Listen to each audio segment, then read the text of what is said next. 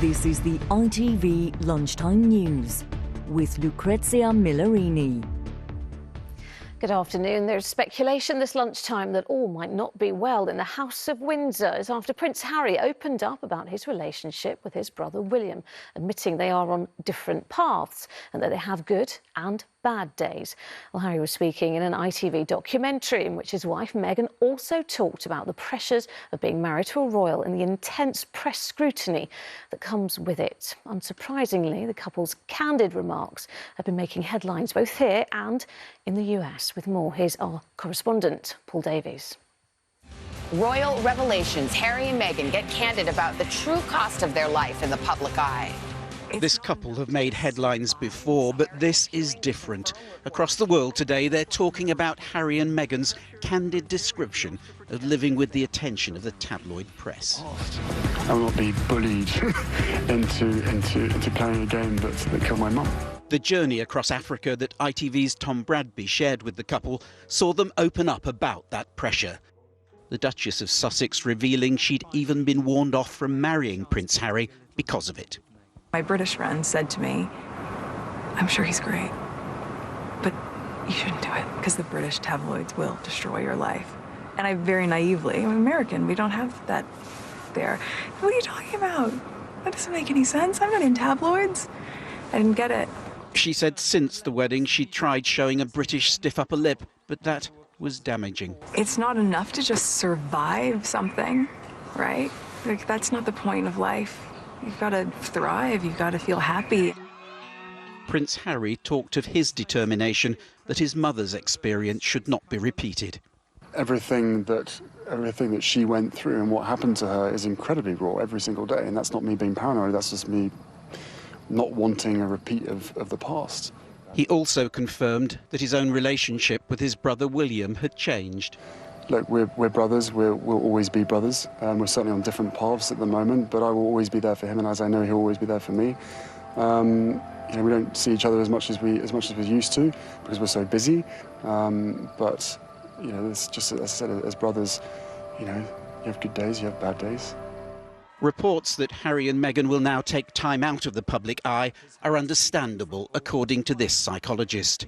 I think taking a month out is an excellent idea. I think it gives them time to really assess and consider what their next move might be. Yes, it may be that they withdraw from formal royal duties and just do what they feel suits them as a family. It may be that they withdraw from royal activity altogether.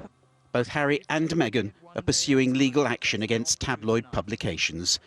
Paul Davies, ITV News.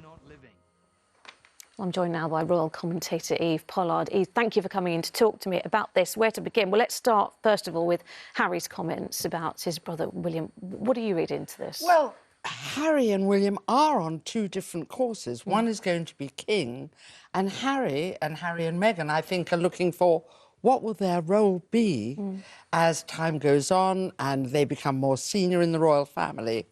But I think that he made me really sad last night because I think he needs help. I mean, I think if he's saying every flash, every click of a camera makes him think about the sad part of his mother dying, he really does need help. And I think it's because this cheeky, lovely guy who was in the army suddenly has these two precious people he wants to protect. Yeah. When he talks about history repeating itself, he obviously has slight nightmares, I think, possibly about it. I also think he should look at his mother, who was extraordinary, who, of course, didn't live with her mother from the age of 7. Because her parents got divorced and her father got custody.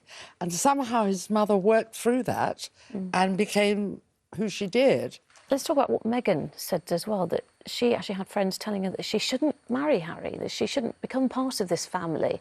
Well, and press scrutiny, everything that comes with it. Well, if you had a friend, you'd probably say, look, just be very careful. The press is incredibly interested in the royal family.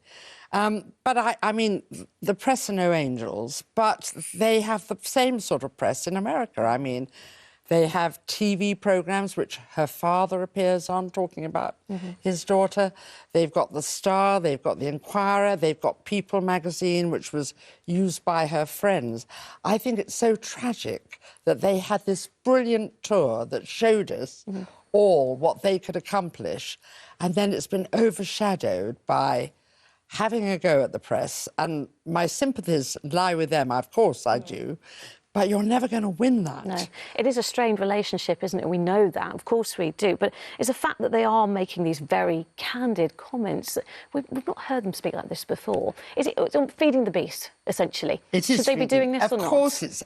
I think they shouldn't. But I think that they need to get strength from their family. I think it's sad they didn't go to Balmoral and whatever has happened in the family. There are wonderful women in the royal family, Duchess of Cornwall, Sophie Wessex, Sarah Chatto, who would be sympathetic. They live out in the country. I've been to Frogmore House. I saw a glimpse of Frogmore Cottage. It's very scary when you have a new baby and you're on your own. I think she'd be better off in town where she could dart about and where she could make more British friends who would say, you've got to learn to love this. And if she thinks it's about race, it really isn't. We want her to succeed. We really do. Eve Pollard, thank you so much for talking to me this lunchtime. Thank you.